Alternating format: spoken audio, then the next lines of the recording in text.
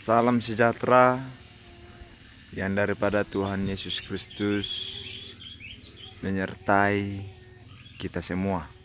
Shalom. Saya berharap pada kesempatan kali ini Bapak Ibu, saudara yang saya kasih dalam nama Tuhan Yesus Kristus, dimanapun Bapak Ibu Saudara berada saat ini, saya percaya pemeliharaan Tuhan masih nyata dalam hidupmu. Penyertaan Tuhan masih nyata bagi kita. Amin. Pada kesempatan ini saya juga bersyukur karena kita boleh ada sampai saat ini. Itu semua karena pertolongan Tuhan, oleh karena kemurahan Tuhan. Di dalam perjalanan hari-hari kita, perjalanan hidup kita, banyak tantangan yang kita hadapi. Namun karena kita punya Tuhan yang hebat, namanya Yesus, segala sesuatu dapat kita kerjakan bersama dengan Dia. Amin. Di dalam perjalanan hidup tidak ada orang yang mau gagal. Tidak ada. Tidak ada orang yang mau gagal.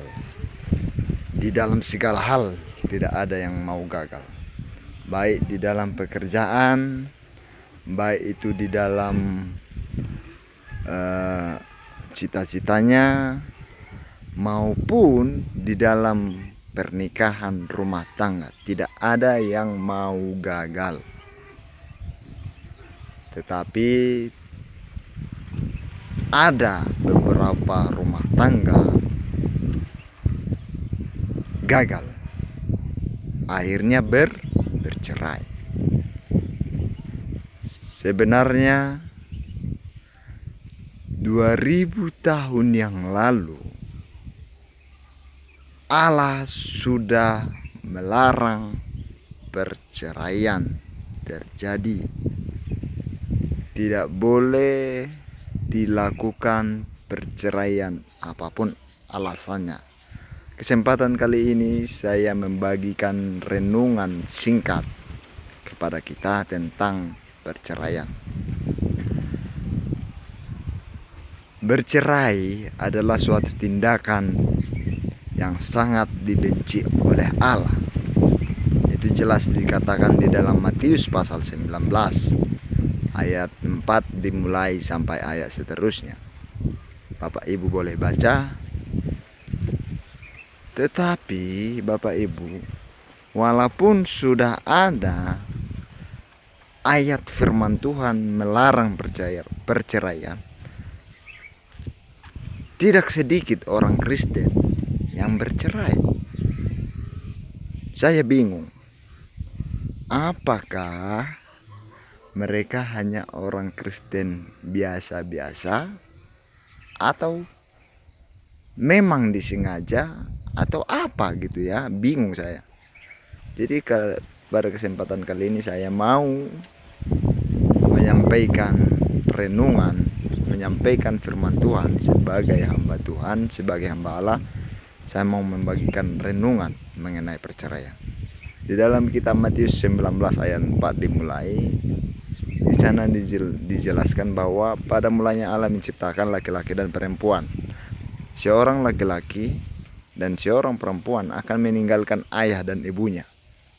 Artinya kalau setelah menikah kita sudah meninggalkan orang tua, segala sesuatu di dalam hidup kita, kitalah yang bertanggung jawab, kitalah yang menjalaninya, bukan orang tua.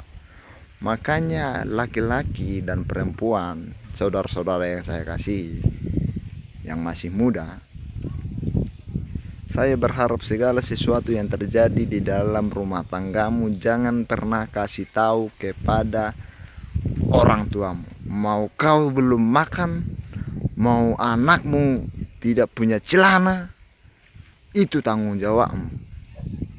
Jangan laporkan segala sesuatu masalah kepada orang tua.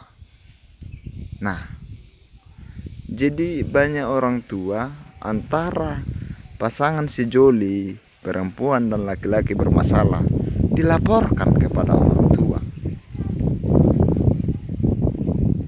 Datang orang tuanya Mungkin orang tuanya ini kurang berpengetahuan atau kurang beriman gitu ya, menurut saya.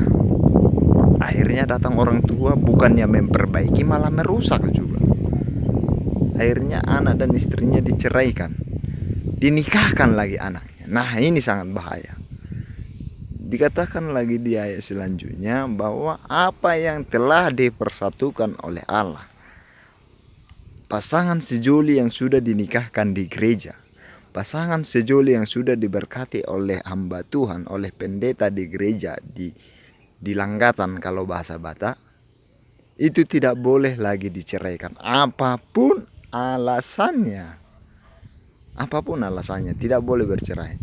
Mau kau tidak makan, atau suamimu tidak punya pekerjaan untuk menafkahimu, pekerjaan yang tetap, kau tidak boleh bercerai, saudara-saudari.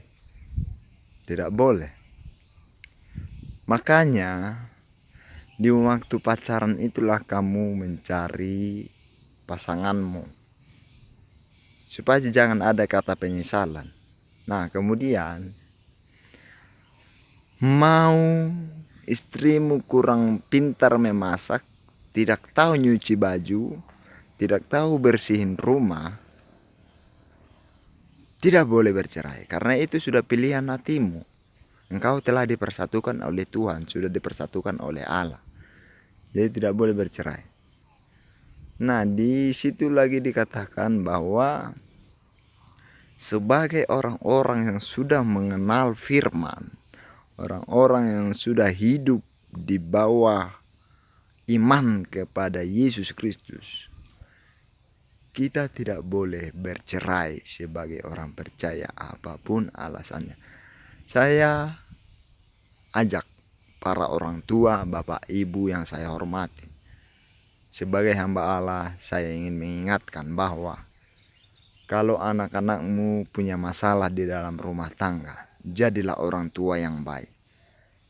Orang tua yang memperbaiki keadaan rumah tangga anakmu. Bukan orang tua yang menjadi perusak rumah tangga anak.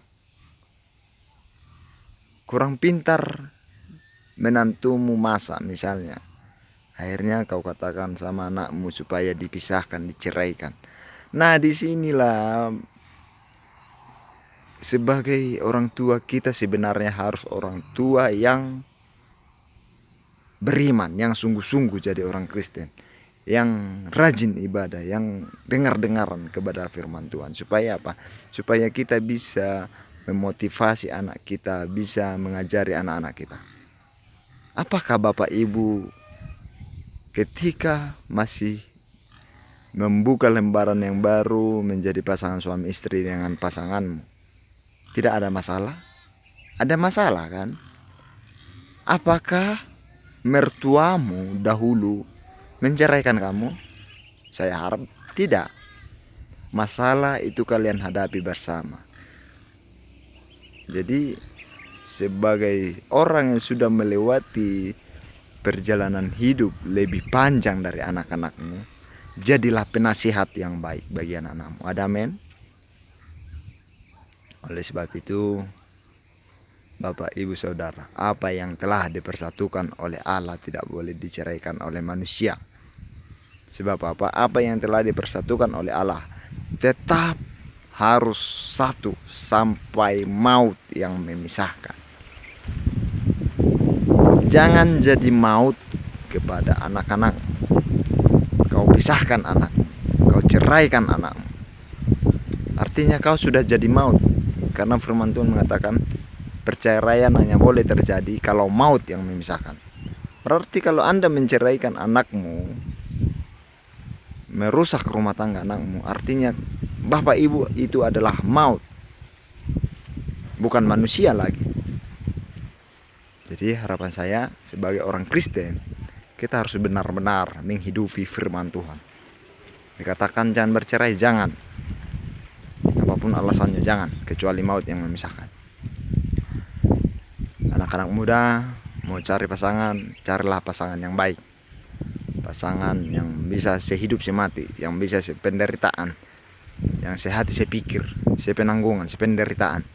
Jangan asal menikah, jangan cuma lihat gantengnya, jangan cuma lihat dompetnya, jangan. Itu semua menipu. Harapan saya, tidak akan ada lagi rumah tangga yang rusak, tidak akan ada lagi rumah tangga yang cerai. Setelah mendengarkan renungan singkat dari saya, renungan singkat dari firman Tuhan. Oleh sebab itu,